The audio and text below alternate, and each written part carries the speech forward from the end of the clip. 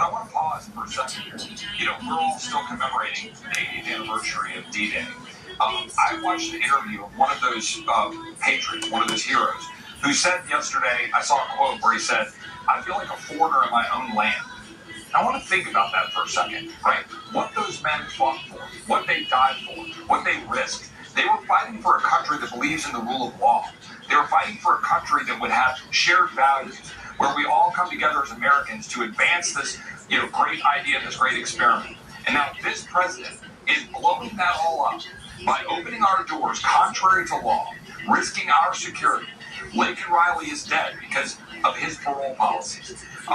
Lisbeth Medina is dead in Texas because of his policies. We've got thousands of Americans dying from fentanyl poisoning. Texas wants to try to stop it, wants to try to secure our border, and the Attorney General of the United States is suing us to stop it. This is the reality of America today. And with all due respect to the president, who stood over there and gave a speech on D-Day, he's not actually standing up for the rule of law and the values that those men fought for. And this issue, this border issue, is front and center as to why this matters. And I'm so proud of Republicans for having passed a real border security bill last year. The president is giving up the game. When he gave his speech last week and he said, I'll limit it to 2,500. Harris, do you remember when they were chastising us because we opposed the Senate bill for its cap on 5,000? It's totally fake what they're doing. The president is showing up and he's now trying to get cover for election reasons for the fall, but they have no interest in actually securing the border with all the exceptions you rattled off before. So, Congressman, can you imagine if that had passed, where we would be now? I mean, I did the numbers on the cartels just sending a little fewer than 2,500, say 2,499, and we're still at over 900,000, almost a million. Right. So if you had all agreed bicamerally on that bill and it had become law, that bipartisan bill, as they call it, which I know many Republicans are staunchly against, if that had come into play, we would have had twice that many. It wouldn't have moved the needle at all, if not turned the spigot on even further. I do want to just go back real quickly to something that you mentioned, and I'm going to ask my team to do that.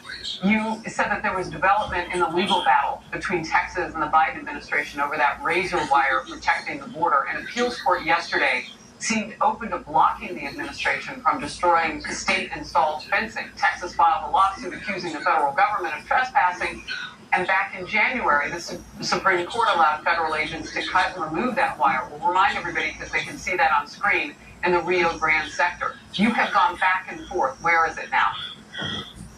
Well, look, it's really critically important. The state of Texas, the Attorney General, Ken Paxton, the governor, they keep pushing back on the federal government because the federal government is trying to interfere with our ability to secure the border. And when I asked the Attorney General Merrick Garland, about this in the judiciary hearing last week, I said, do you think Texas has a right to secure our borders, to protect our citizens in the face of what's happening when the federal government refuses to do it? And the Attorney General kind of paused. He said, well, it's a terrible human tragedy, but we'll just give you more resources. And I looked at him and I said, no, Mr. Attorney General, this is not about more resources. It's about allowing us to actually enforce the law. Texas is doing the right thing to stand up and fight. We're still having a battle over what's going on with the razor wire and all of those issues. But the fundamental issue is the ability of Texas to be able to take individuals and remove them. And I think that's at the core of the actual fight that we need to make sure is clear legally. And will other states also step in and join you in this battle? Because when it stopped the flow, the razor wire, it then picked up in New Mexico, and it picks up in California because the cartels are working the openings, as we're seeing. That's why, as you saw from Bill's report just moments ago, they don't know what state they're coming into. They're just told to cross wherever you can find a hole. Congressman, I have to let you go, but it is wonderful always on the program to get the latest from you, to get the perspective, and we will keep it in the forefront of our coverage, the border crisis. Thank you. Thank you, Harris. God bless you. God bless you, too.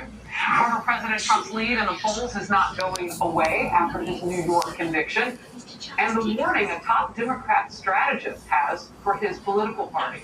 Plus, Trump kicked off a major campaign blitz out west, California. With your vote, we will end Joe Biden's border nightmare. We will fire his failed and weak, horrible, the worst ever administration. We will rescue the state of Arizona. We will make America great again.